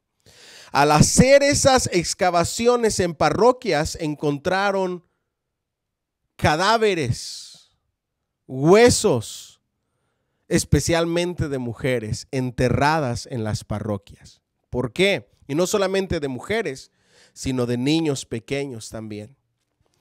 ¿Por qué? Porque un hombre o una mujer que se dedica al celibato sin tener el don, no puede contenerse. El don que habla el apóstol Pablo es el don de continencia, el de mantenerse sin mujer. Dios nos creó con deseo sexual para formar familias, porque la familia es la base de la sociedad. Cuando tú reprimes ese deseo, tarde que temprano va a salir. Ahora, como tú ya hiciste un pacto dentro de la orden, como tú ya firmaste un contrato dentro de la orden, como tú ya tomaste una decisión, lo que te queda es hacerlo a escondidas. Y lo que te queda es el abuso. Si ustedes me preguntan, pastor, ¿cuál es el peor problema de la iglesia tradicional hoy en día con todo lo que es la pedofilia? Es eso. El tratar de reprimir la sexualidad te lleva a las peores desviaciones sexuales que el ser humano puede imaginar. Ese es el lado oscuro y tenebroso de tratar de mantenerse en el celibato cuando no tienes el don de continencia. Para los que no entienden lo que significa desviaciones sexuales, van a darse cuenta de que desviaciones sexuales es homosexualismo, lesbianismo, bestialismo, pedofilia. Esas son las más comunes y diría yo las peores. Entonces tú ves a estas personas cometiendo actos abominables en contra de Dios, como teniendo relaciones sexuales con animales para satisfacer sus deseos sexuales, como teniendo relaciones sexuales y cometiendo fornicaciones con las monjas, como teniendo relaciones con otros hombres, homosexualismo dentro de los monasterios. ¿Por qué?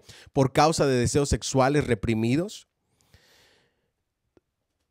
Pedofilia con feligreses, en el caso ya de parroquias y de sacerdotes.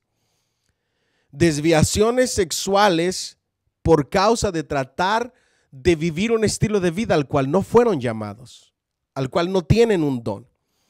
Y eso ha sido la noticia de todos los días o los escándalos de siempre de la iglesia tradicional. El querer proteger a sus dirigentes, a sus predicadores, digámoslo de esta manera. a sus líderes religiosos. De ahí viene todo. Totalmente contrario sería si permitieran algo que Dios estableció. Se puede servir a Dios teniendo una familia. ¿Vamos bien hasta aquí? Sin embargo, en los siglos subsiguientes, su labor casi cesó por completo y monjes y monjas se mantenían de las rentas de sus propiedades que aumentaban sin cesar y por las contribuciones que se imponían a las fuerzas, a las familias ricas y pobres, ¿ok? El robo, la estafa.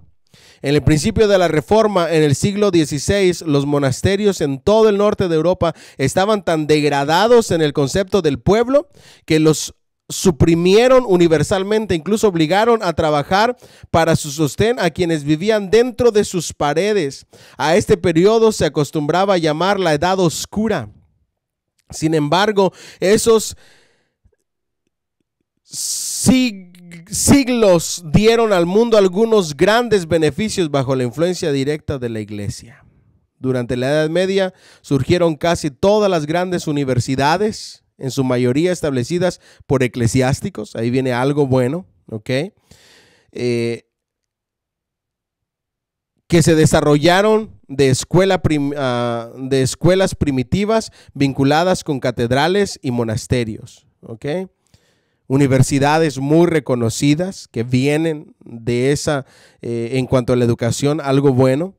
En el mismo país y aproximadamente en la misma fecha empezó el desparcimiento del arte en Giotto en el 1298, seguido por una serie de grandes pintores, ¿ok?, de estas órdenes, escultores y arquitectos. En la educación le echaron ganas. Debe recordarse que casi sin excepción los primeros pintores usaron su arte para el servicio de la iglesia. ¿Okay? Sus obras, aun cuando ahora están en la galería y exhibiciones, se hallaban al principio en las iglesias y monasterios. ¿Ok? Entonces, en la educación y en el arte trajeron muchos avances en la iglesia medieval. ¿Ok? En cuanto a espiritualidad, pues, ¿qué les puedo decir? Ya con todo lo que hemos visto, hemos dicho todo. Decadencia, falta de doctrina, falta de espiritualidad. Unos cuantos hombres que decidieron hacer algo bueno, iniciaron bien, pero que después lo que ellos iniciaron terminó mal. Para cerrar y para terminar, vuelvo y les repito lo que les dije la semana pasada. Hay un versículo que durante toda esta clase, durante toda esta materia debe de taladrar en nuestras mentes. El que crea que esté firme, mire que no caiga. ¿Ok? Si algo tienes que cuidar que no se va a cuidar por sí solo, es tu vida espiritual. Si algo tienes que poner como prioridad que no se va a llevar a cabo por sí sola, si no eres intencional, es tu vida espiritual. Tú tienes que ser intencional y cuidar todas y cada una de las áreas de tu vida, comenzando con la espiritual. Busquen primeramente el reino de Dios y su justicia, y todo lo demás se vendrá por añadidura. La enseñanza que nos deja el estudio de hoy se la resumo a manera de conclusión en lo siguiente. Si hemos abandonado la esencia de la vida espiritual del cristianismo, volvamos atrás a nuestras raíces bíblicas. No permitamos que la sociedad, el gobierno, la cultura, el sistema, el estilo de vida nos domine como lo hizo con la iglesia en estos años.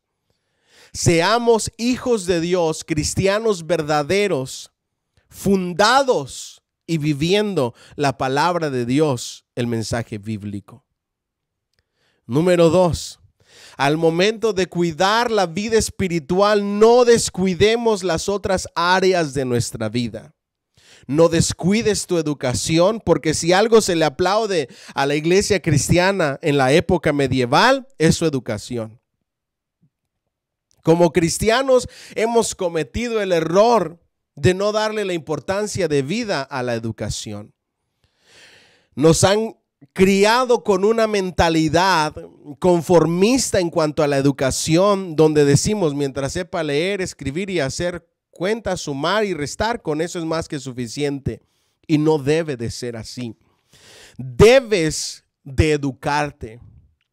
Número 3, en la rama de la educación, el hecho de que pongas en primer lugar tu vida espiritual no te quita que crezcas en cuanto a cultura y en cuanto a arte.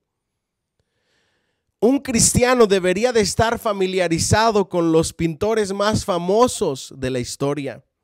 Un cristiano debería de estar familiarizado con las obras literarias y los escritores más famosos, con los escultores más famosos, porque la mayoría de ellos nacen en esta época.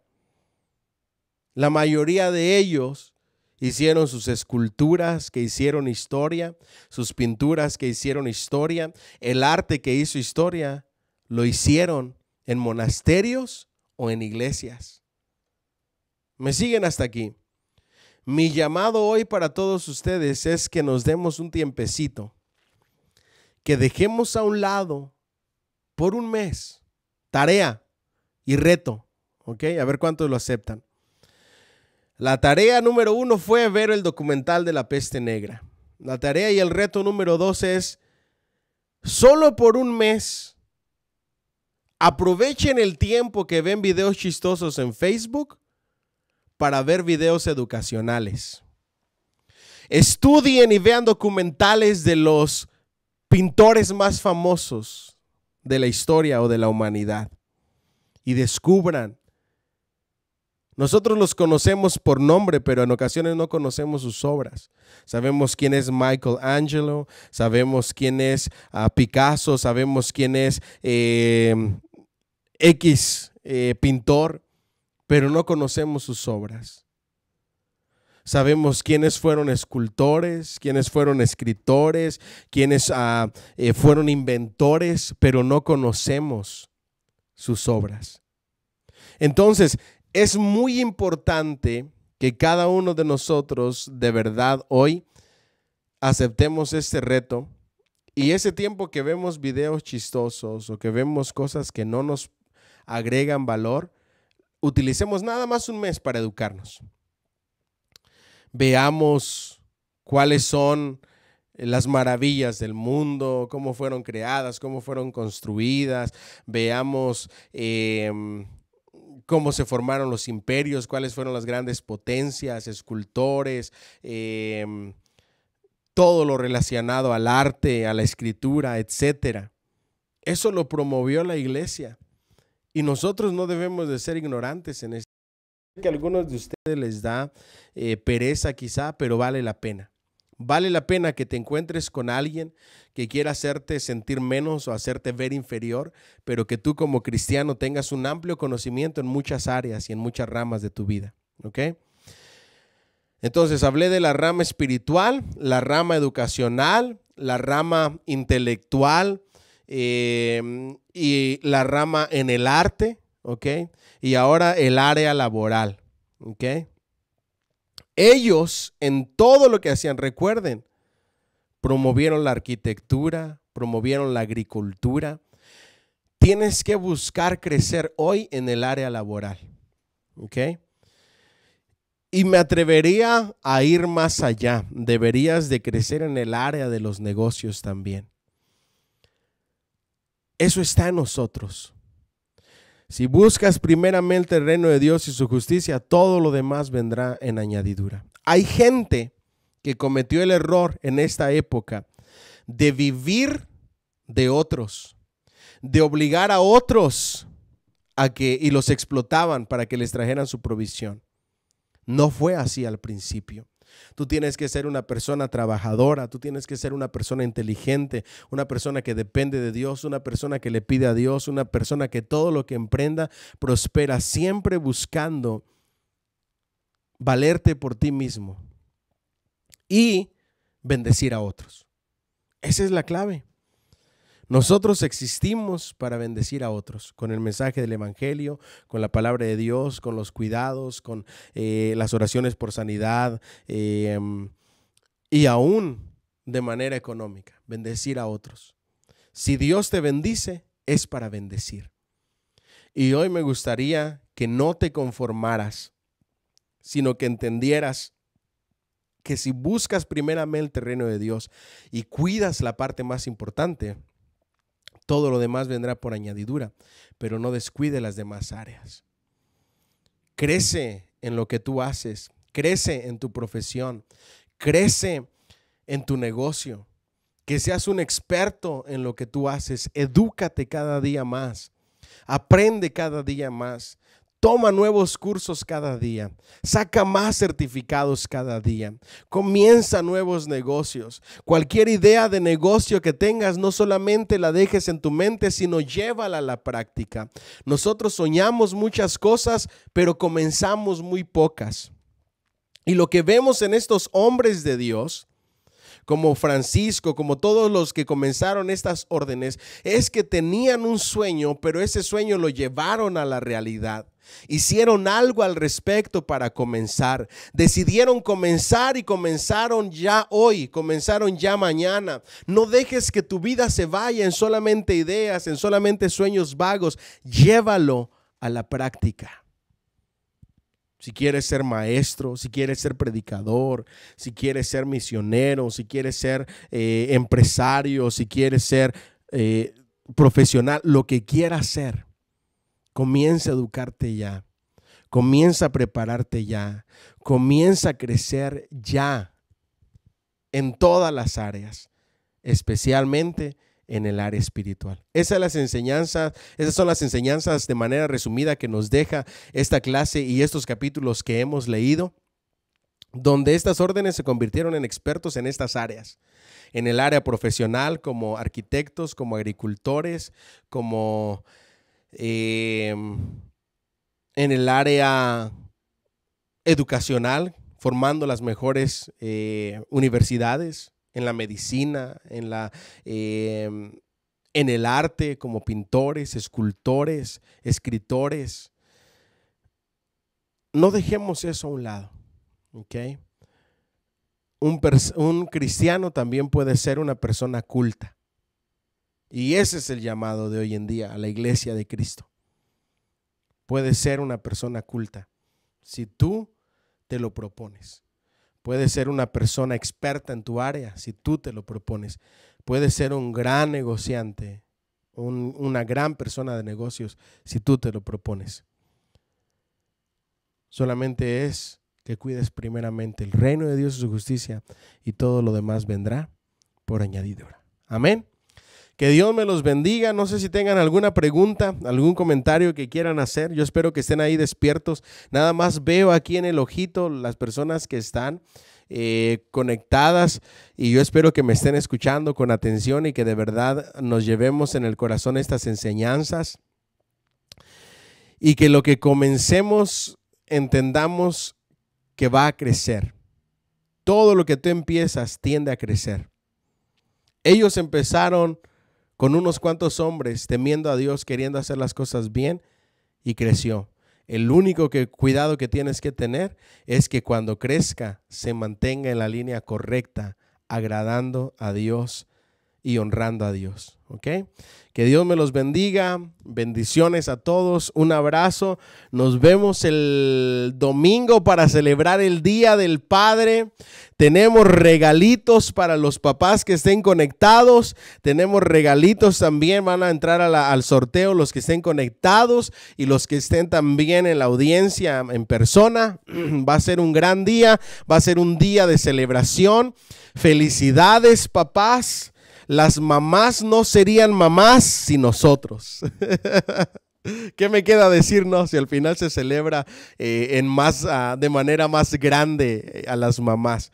Tenemos que ponerle crema a nuestros taquitos. Nosotros, las mamás, no serían mamás sin nuestra ayuda, sin la bendición que Dios nos ha dado de ser papás y de poner nuestro granito de arena para que la mamá sea mamá, ¿ok? Para que nuestros hijos hayan venido a esta tierra. Recuerden que herencia de Jehová son los hijos, cosa de gran estima. No importa la etapa que estén pasando tus hijos, disfrútalos. Si son pequeños, disfrútalos. Si están en la etapa de la rebeldía, disfrútalos. Ora por ellos, pídele a Dios, haz lo que humanamente tengas que hacer. Lo demás ponlo en las manos de Dios, pero que nunca se te olvide que son herencia de Jehová y cosa de gran estima. ¿Ok? Es el más grande privilegio que tenemos, ser papás y ser mamás. Que el amor del Padre, la gracia del Hijo y la comunión del Espíritu Santo sea con todos ustedes. Les amo, les extraño. Nos vemos el domingo con la ayuda de Dios. Vamos a celebrar en grande. No saben qué mal me siento de no poder conversar con todos, de no poderlos saludar, de no poderlos abrazar a todos. Es mejor mantener la distancia por el momento, pero sepan que les amo, que les extraño y que cualquier cosa que necesiten, no duden en llamarme. Tienen mi número de teléfono. Por teléfono siempre voy a estar disponibles para ustedes. Si no les contesto, déjenme un mensaje de voz, mándenme un mensajito de texto y yo les regreso la llamada. Nunca voy a estar demasiado ocupado. Si ustedes necesitan, quizá no les pueda llamar a todos, pero si usted me necesita, siempre voy a estar disponibles para ustedes, ¿ok? Que Dios me los bendiga y ánimo.